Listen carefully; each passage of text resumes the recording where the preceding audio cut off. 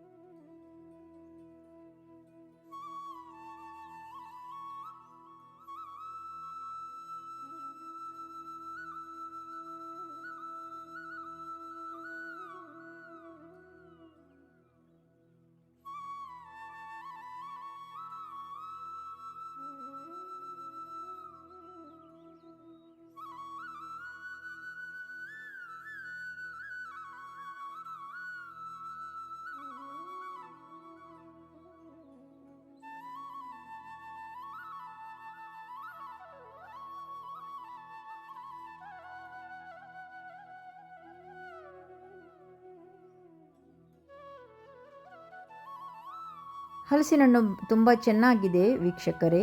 ಇದರಿಂದ ಮುಳ್ಕ, ಗಟ್ಟಿ, ಪಾಯಸ, ಪಲ್ಯ, ಇನ್ನು ಥರದ ಖಾದ್ಯ ನಾವು ಮಾಡಬಹುದು.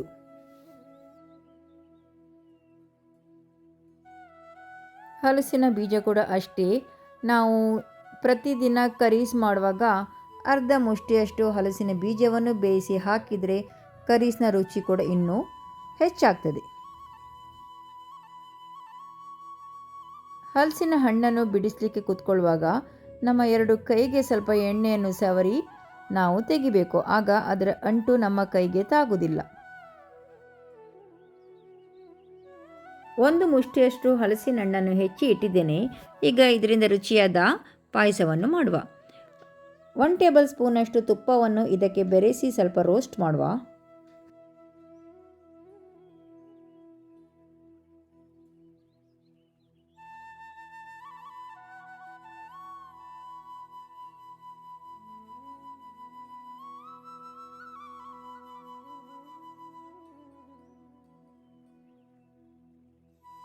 ಒಂದು ಮುಷ್ಟಿಯಷ್ಟು ಅಕ್ಕಿಯನ್ನು ಅರ್ಧ ಗಂಟೆಯಷ್ಟು ನೆನೆಸಿರಿ.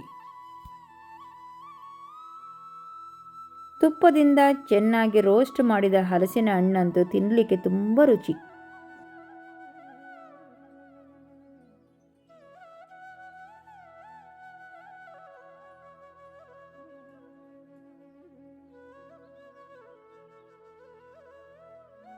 ಇವಾಗ ಇದು ಚೆನ್ನಾಗಿ ರೋಸ್ಟ್ ಆಗಿ ಬಂದಿದೆ. ಇದಕ್ಕೆ ಸ್ವಲ್ಪ ಬೆಲ್ಲ ಹಾಕಿ ಸ್ಟವ್ ಆಫ್ ಮಾಡಿ ಮುಚ್ಚಿ ಇಡುವ. ಇದಕ್ಕೀಗ ಒಂದು ತೆಂಗಿನ ರಸವನ್ನು ನಾವು ರೆಡಿ ಮಾಡುವ. 3/4 ತೆಂಗಿನಕಾಯಿಯಷ್ಟು ತುರಿಯನ್ನು ಹಾಕಿ ನಾನು ಇದಕ್ಕೆ ತೆಂಗಿನ ರಸವನ್ನು ತೆಗಿತಾ ಇದ್ದೇನೆ. ಈಗ ತೆಂಗಿನ ರಸವನ್ನು ಇದಕ್ಕೆ ಹಾಕಿ ಎಲ್ಲ ಬೆರೆಸುವ. ಆಗ ಬೆಲ್ಲ ಅದರಲ್ಲೇ ಚೆನ್ನಾಗಿ ಕರಗಿ ಬರ್ತದೆ. ನಾನು ಸ್ಟವ್ ಆಫ್ ಮಾಡಿದ್ದೇನೆ. ಬೆಲ್ಲ ತೆಂಗಿನ ರಸದಲ್ಲಿ ಚೆನ್ನಾಗಿ ಕರಗಿ ಬರಲಿ.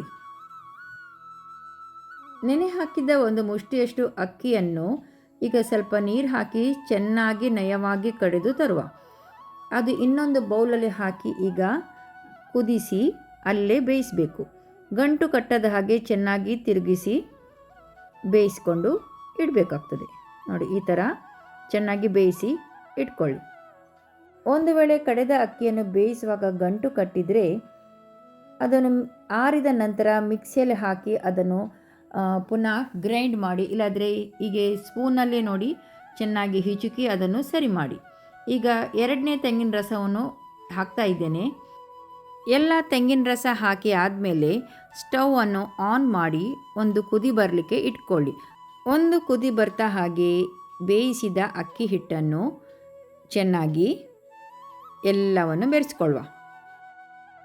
ರುಚಿಗೆ ಬೇಕಾದಲ್ಲಿ ಏಲಕ್ಕಿ ಪುಡಿಯನ್ನು ಬೆರೆಸ್ಕೊಳ್ಳಿ.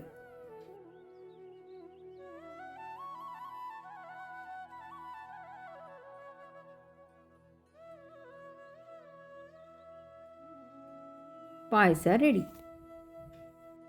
ಹಲಸಿನ ಹಣ್ಣನ್ನು ಶೇಖರಿಸುವ ಬಗ್ಗೆ ಯಾವ ರೀತಿ ನೋಡೋಣ. ಸಣ್ಣ ತುಂಡು ಬೆಲ್ಲ ಹಾಗೂ ಅದಕ್ಕೆ 1 ಟೇಬಲ್ ಸ್ಪೂನಷ್ಟು ತುಪ್ಪ ಹಾಕಿ ಕುದಿಸಲಿಕ್ಕೆ ಇಡಬೇಕು. ತುಪ್ಪ ಬೇಡದಿದ್ದಲ್ಲಿ ಬೆಲ್ಲಕ್ಕೆ ಸ್ವಲ್ಪ 2-3 ಚಮಚದಷ್ಟು ನೀರನ್ನು ಹಾಕಿ ನಾವು ಕುದಿಸಲಿಕ್ಕೆ ಇಡಬಹುದು. ಅದು ಅಲ್ಲೇ ನೀರಾಗ್ತದೆ.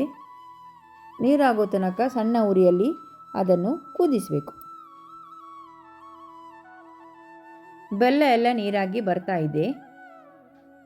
ನಾನು ನೀರು ಹಾಕಲಿಲ್ಲ, 1 ಚಮಚದಷ್ಟು ತುಪ್ಪ ಹಾಕಿದೆ ಅಷ್ಟೇ.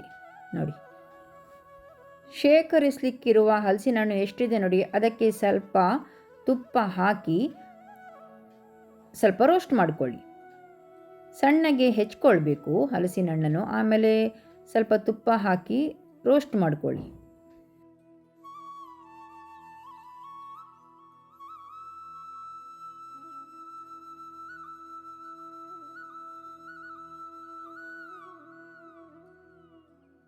ಬೆಲ್ಲಕ್ಕೆ ಒಂದು ಕುದಿ ಬಂದ ನಂತರ ರೋಸ್ಟ್ ಮಾಡಿದ ಎಲ್ಲ ಹಲಸಿನ ಹಣ್ಣನ್ನು ಇದಕ್ಕೆ ಹಾಕಿ ಬೆರೆಸಿ ನಾವು ಆರಿದ ನಂತರ ಫ್ರೀಝರಲ್ಲಿಟ್ಟು ಶೇಖರಿಸಬಹುದು. ವಿಡಿಯೋ ನೋಡಿ ಸಹಕರಿಸಿದ್ದಕ್ಕೆ ಎಲ್ಲರಿಗೂ ವಂದನೆಗಳು.